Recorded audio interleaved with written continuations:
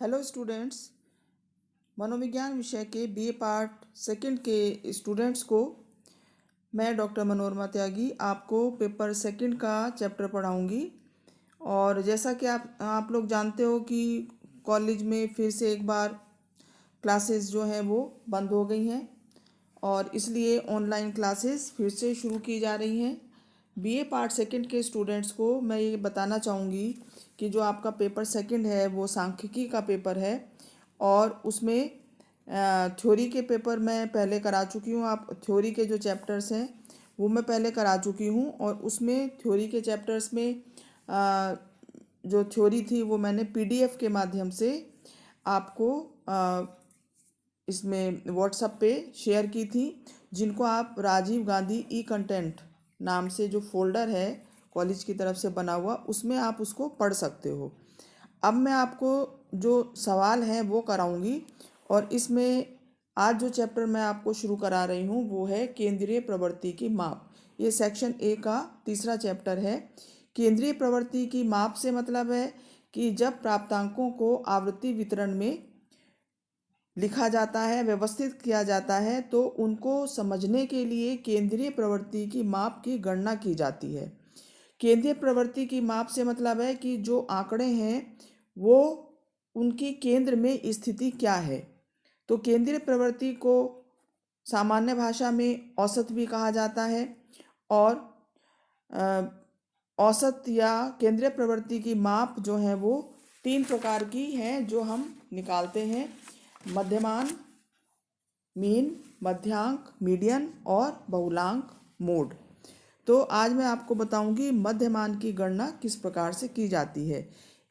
आपको मैंने पीडीएफ में मध्यमान किसे कहते हैं, केंद्रीय प्रवृत्ति की माप क्या है और कौन कौन सी हैं, मध्यमान क्या है, मध्यमान की जो विशेषताएं हैं वो क्या हैं और मध्यमान का प्रयोग कब किया जाना चाहिए, इसके बारे में मैंने पीडीएफ में नोट्स आपको डाले हैं व्हाट्सएप पे, वो आप देख लेना।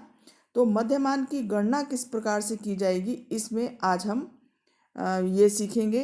तो मध्यमान की गणना करने के लिए 2 तरह के आंकड़े हमारे पास होते हैं, एक तो व्यवस्थित आंकड़े और दूसरा अव्यवस्थित आंकड़े। तो अव्यवस्थित आंकड़ों में मध्यमान की गणना जब हम करते हैं, अव्यवस्थित से मतलब है जब हमारे पास कोई आवृत्ति वितरण नहीं होता है, सिंपली केवल कुछ अंक होते हैं, तो उनका हम मध्यमान कैसे निकालेंगे, उसका सूत्र है mean is equal to sigma x upon n.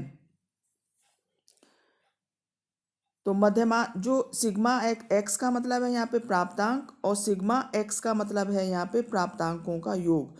तो जब प्राप्तांकों के योग को हम उसकी संख्या से, मतलब समूह में जितने सदस्यों की संख्या है, मतलब जितने लोगों के प्राप्तांक हैं, उससे जब हम भाग देंगे तो हमारे पास औसत निकल आएगा। उदाहरण के लिए जैसे 10वीं कक्षा के विज्ञान विषय में छात्रों ने जो अंक प्राप्त किए, 7 छात्रों ने अंक प्राप्त किए, वो इस प्रकार हैं जैसे 78, 65, 83, 57, 92, 88 और 69।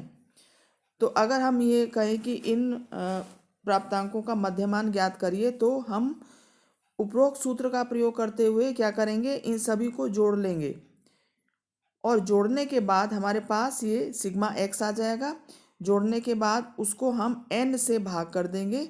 n का मतलब है जितनी संख्या है, 7 संख्या है यहाँ पे, तो 7 से हम भाग कर देंगे। जोड़कर हमारे पास आया 532 और उसको हम 7 से भाग करेंगे तो हमारे पास उत्तर आया 76.0।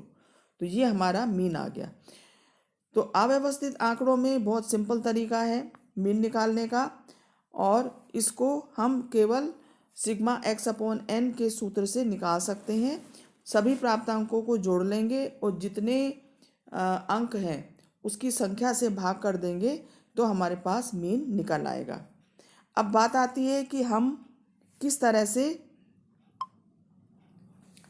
जो व्यवस्थित आंकड़े हैं उनमें हम किस तरह से मीन निकालेंगे।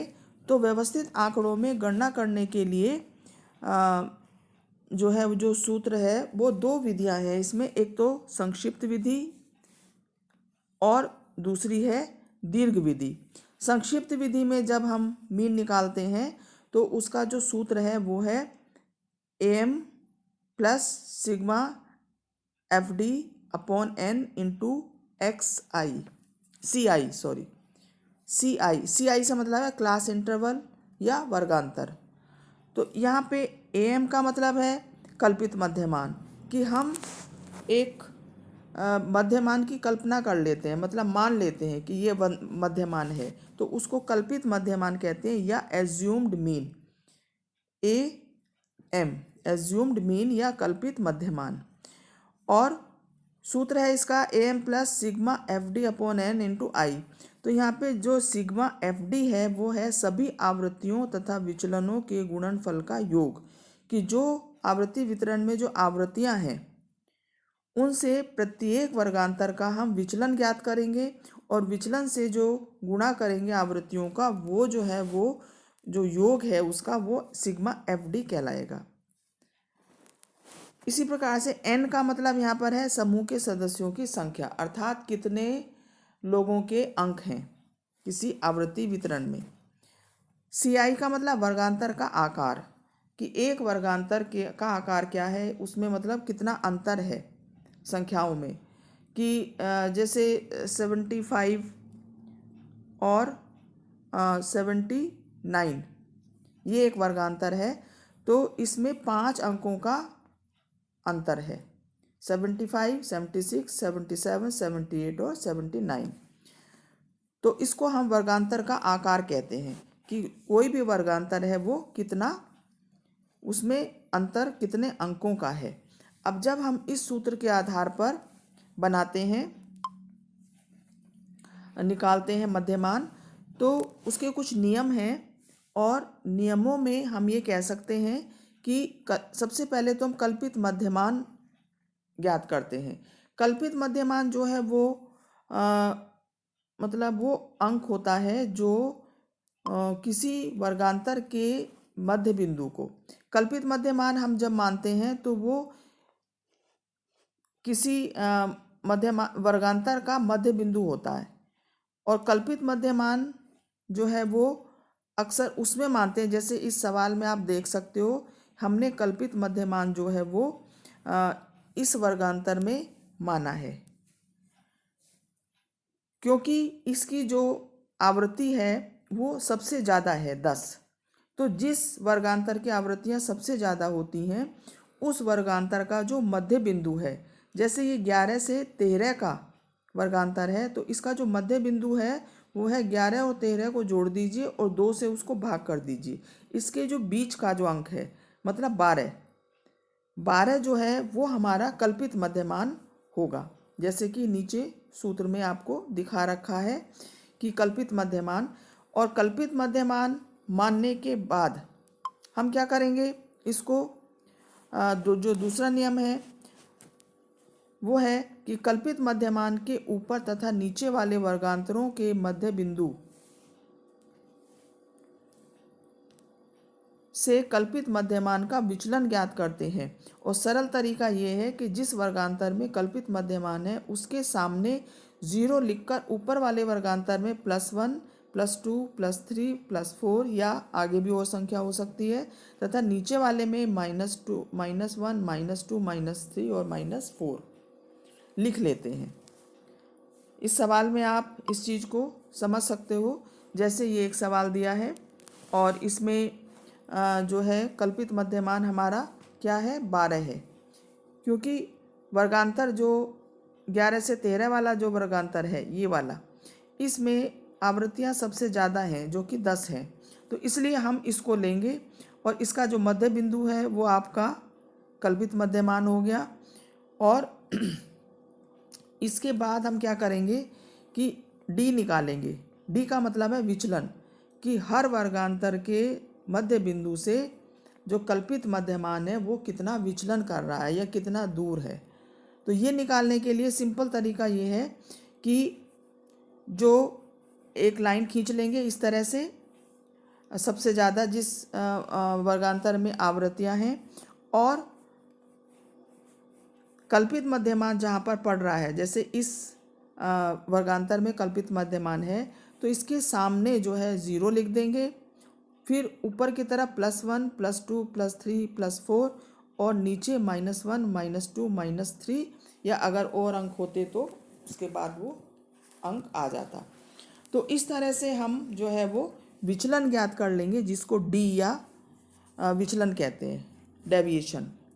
विचलन ज्ञात करने के बाद हम क्या करेंगे, विचलन को f से गुणा करेंगे, FD निकालने के लिए जैसे 4 से 1 को किया 4, 4 को 3 से किया 12, और इसमें प्लस का निशान आएगा क्योंकि इधर भी, यहाँ भी प्लस है और इधर भी प्लस मान के चलेंगे तो प्लस प्लस प्लस होता है, तो ऊपर प्लस आ जाएंगे सभी में। इसी तरह से नीचे माइनस आ जाएंगे क्योंकि इधर की संख्या जो है वो प्लस में है और इधर की संख्या माइनस में है, तो प्लस माइनस माइनस, तो यहाँ पे जो संख्या आएगी वो माइनस की आएगी।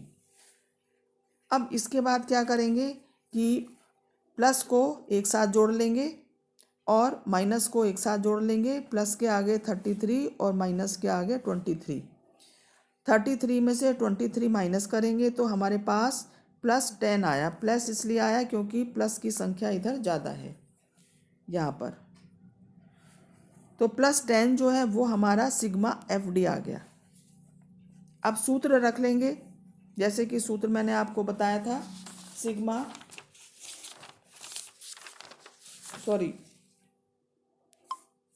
सूत्र मैंने आपको बताया था AM plus sigma FD upon N into I। तो यहाँ पे AM आपका 12 है, जैसा कि आप इस सवाल में देख सकते हो। मीन निकालने के लिए AM 12 प्लस सिग्मा FD जो है वो 10 है, यहाँ 10 लिख देंगे, +10, और जो हमारी N है ये है 40 10/40 इंटू वर्गांतर का आकार इंटू I। जैसे 2 से 4 का वर्गांतर है, इसका मतलब इसमें 2 3 4 3 संख्याएं आ रही हैं, तो हमारा जो आकार है वो 3 का हो गया। तो 12 प्लस 40 से 10 को भाग करेंगे तो 0.25 आएगा। सबसे पहले ब्रैकेट जो है ये जो ब्रैकेट है, ब्रैकेट के अंदर का सॉल्व करते हैं। तो अंदर का सॉल्व करने के लिए 40 से जब हम 10 को भाग करेंगे तो 0.25 आएगा, और उसके बाद 12 प्लस 0.25 को 3 से मल्टीप्लाई करेंगे, गुणा करेंगे, तो हमारे पास आएगा 12 प्लस 0.75। अगर यहाँ पे माइनस होता तो हम यहाँ पे माइनस करते 12 माइनस, क्योंकि प्लस माइनस अंदर, क्योंकि प्लस का निशान है, ब्रैकेट के अंदर प्लस का निशान है, तो प्लस माइनस, और यहाँ पे माइनस का निशान है, तो प्लस माइनस हो जाता माइनस, तो ये यहाँ पे 12 के नीचे माइनस का निशान के आगे माइनस का निशान आता, और जो 0.25 को 3 से गुणा करके जो फिगर आती उसमें से हम 12 को माइनस करते, लेकिन यहाँ पर हम 12 को प्लस करेंगे।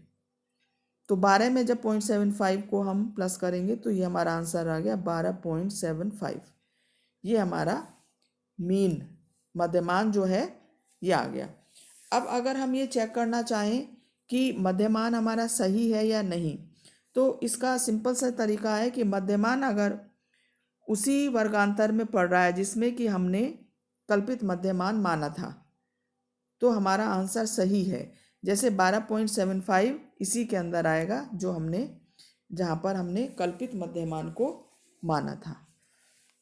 तो स्टूडेंट्स, मैं समझती हूँ आपको मध्यमान निकालने का जो फॉर्मूला है वो समझ में आ गया होगा। व्यवस्थित आंकड़ों में और अव्यवस्थित आंकड़ों में हम मध्यमान कैसे ज्ञात करेंगे।